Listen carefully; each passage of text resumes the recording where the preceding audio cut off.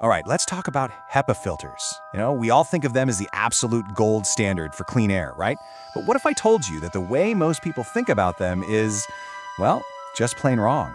And it turns out this one misunderstanding leads to some catastrophic and really, really expensive failures in the places that need to be the cleanest. Today, we're going to unpack the hidden engineering mistake that can turn this amazing technology into a huge liability.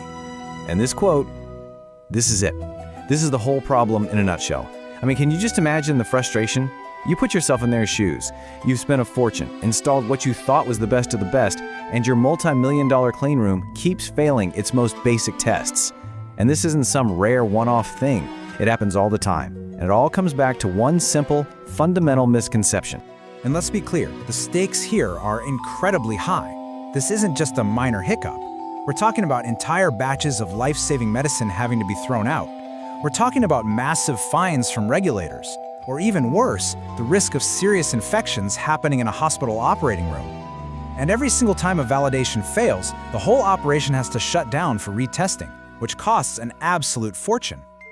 So, to figure out why things go so wrong, we have to start with how these filters actually work.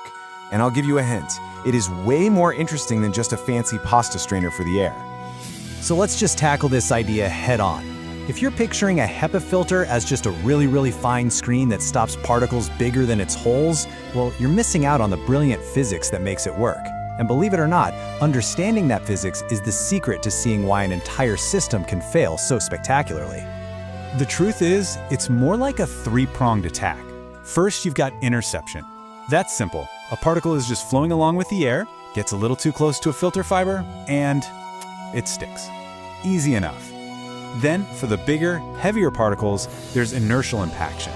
These guys have too much momentum. They can't make the tight turns the air makes, so they just, wham, fly straight into a fiber.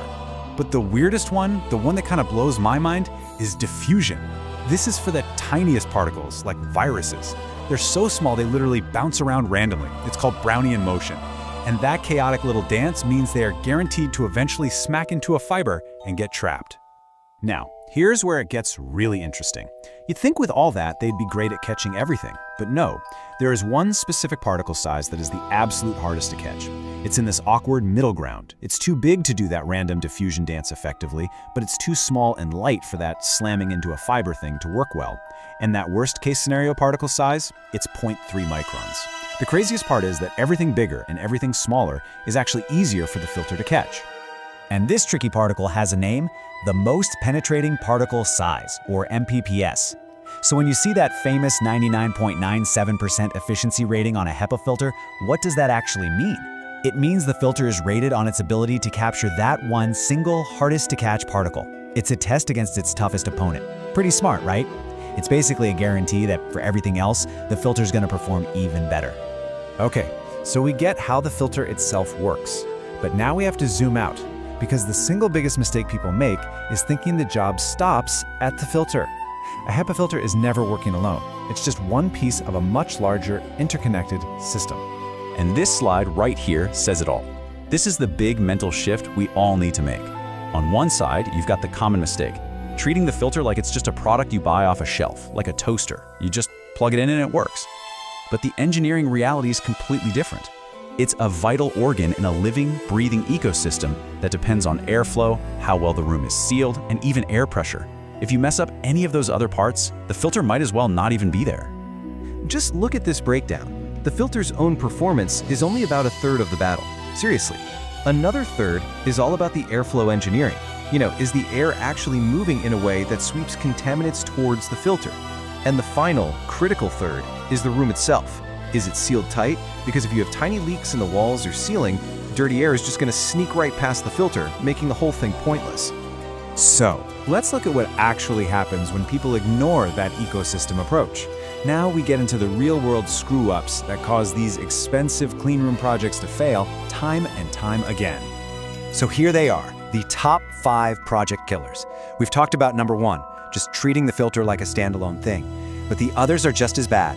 Ignoring something called pressure drop, which has huge cost implications, botching the installation sealing, skipping essential integrity tests, or even just putting the filter in the wrong spot and creating dead zones where dirty air just swirls around. Let's just focus on one of those for a second: pressure drop. It sounds technical, but it's a detail that's often missed by everyone, except for the person paying the power bill. So what happens when you ignore it? Well, the result is simple, and it hurts right in the wallet. Your HVAC system, the building's lungs, has to work way harder to force air through that filter. And that translates directly to your energy bills going through the roof. Not for a month or two, for the entire life of the facility. A tiny technical oversight during the design phase turns into a massive ongoing operational cost. And what about the installation? This part is so critical. You can buy the most expensive, top-of-the-line HEPA filter in the world, but if the seal around the frame has one tiny microscopic gap, you've basically just built a superhighway for dirty air to bypass it and pour right into your cleanroom. The entire system is defeated by one tiny installation error.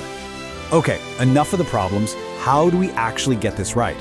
Let's flip the script and look at the blueprint for making sure these systems are reliable and successful every single time.